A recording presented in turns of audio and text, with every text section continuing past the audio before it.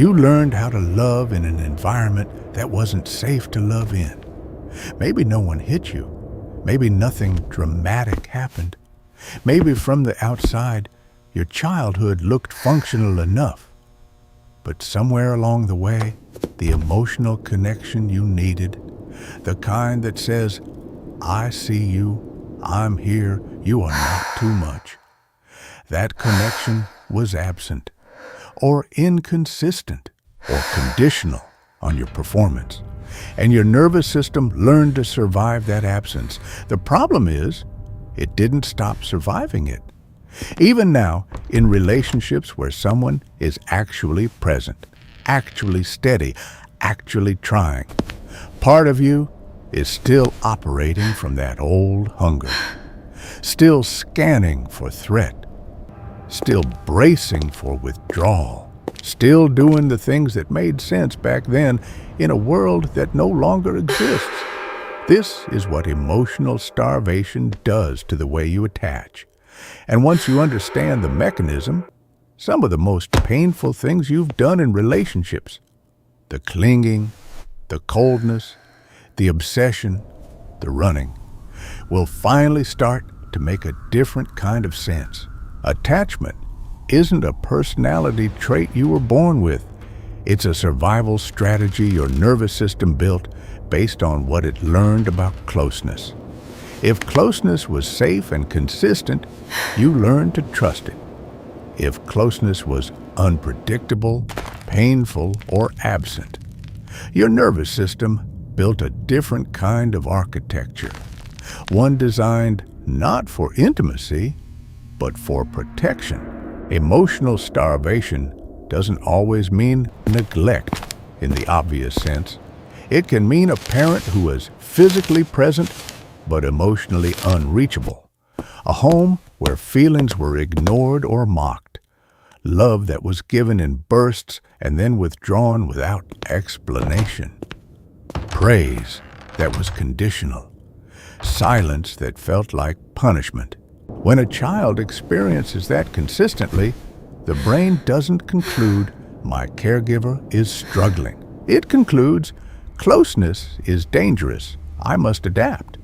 And adapt it does, in ways that follow you into every relationship you will ever have. There are 4 ways emotional starvation reshapes the way you attach. And most people only recognize one of them, if they're lucky. The first one is this: you confuse intensity for intimacy. When you've been starved of consistent emotional connection, your nervous system has no reliable internal reference for what steady love feels like. Steady feels unfamiliar.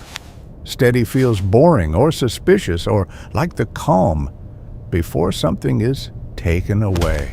But intensity, the push and pull, the obsession, the highs after the lows, that activates something deep.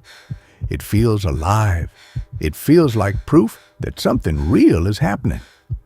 This is why emotionally starved people often find themselves most attached to the most chaotic connections, not because they enjoy suffering, but because the nervous system has been trained to recognize love as something that requires striving, something you earn through crisis and reunion, something that hurts before it helps. Calm doesn't trigger the attachment system the same way. Intensity does, and the brain mistakes that activation for meaning. The second way emotional starvation reshapes your attachment is this: you either cling or disappear, and sometimes both, with the same person. Emotional starvation rarely produces one clean attachment response. More often, it produces something contradictory, a pull toward closeness that coexists with a terror of it. You want to be loved. You also expect love to cost you something, to come with conditions, to vanish once someone sees enough of you. So you oscillate, you reach, then retreat. You get close, then find reasons to create distance. You test, not consciously, but compulsively. You push people away to see if they'll come back. You make yourself small to see if they'll still reach for you. This isn't manipulation. This is a nervous system that learned intimacy is unpredictable and developed an entire behavioral vocabulary to manage that unpredictability. The tragedy is that the behavior itself often creates the abandonment it was designed to detect. The third way is quieter and in some ways more consuming. You become addicted to being chosen. When emotional presence was inconsistent in early life, being chosen, being selected, wanted, pursued, becomes a kind of neurological event. It's not just pleasant, it's regulating. It temporarily fills the hollow that the starvation created. And so the emotionally starved person doesn't just want love. They crave the moment of being chosen, the validation, the confirmation that they are worth showing up for. This becomes its own trap, because the relief of being chosen fades quickly, and then the hunger returns. And then you need to be chosen again by the same person in a new way or by someone else entirely. Some people spend years, decades, cycling through relationships not because they're incapable of love, but because they're trying to fill something with a substance that can't stay. No amount of being chosen by another person repairs the original wound of not being emotionally held. The fourth way is perhaps the one that does the most invisible damage. You perform instead of connect. One of the quieter effects of emotional starvation is learning that your authentic self, your actual feelings, your needs, your fear, your mess, was not safe to bring to the surface. Maybe expression was ignored. Maybe vulnerability was punished. Maybe the only version of you that received warmth was the version that was agreeable, useful, calm, or impressive. So you built a version of yourself that performs in relationships. You learn what people seem to want, and you become that. You show warmth without asking for warmth. You manage others' emotions to feel safe. You become indispensable, or entertaining, or easy. And the terrible irony is, the performance works. People like you. People stay. But they're staying for the performance, and you know it. And being loved for a version of yourself you constructed in survival mode is its own particular kind of loneliness.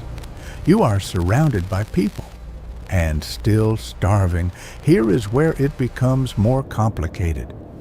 Most people who carry these patterns don't recognize them as responses to starvation. They experience them as personality, as simply who they are. The person who falls hard and fast. The person who can't tolerate emotional distance. The person who shuts down when someone gets too close.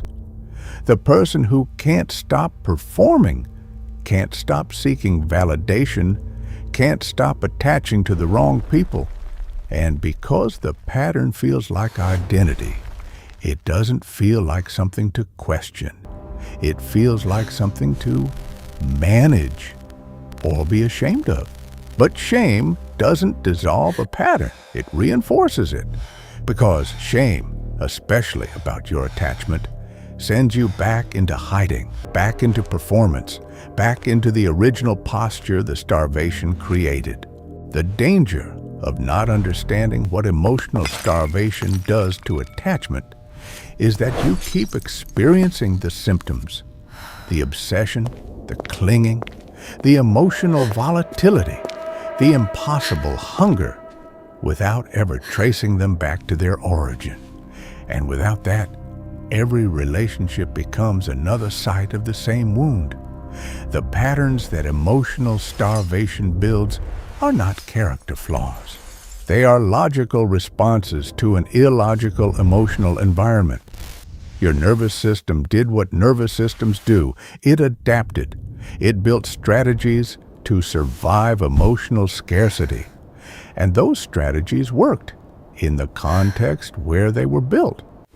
The work, and it is work, is learning to slowly distinguish between the original hunger and the present moment, between the person in front of you now and the emotional absence you survived before, between intensity and intimacy, between being chosen and being held.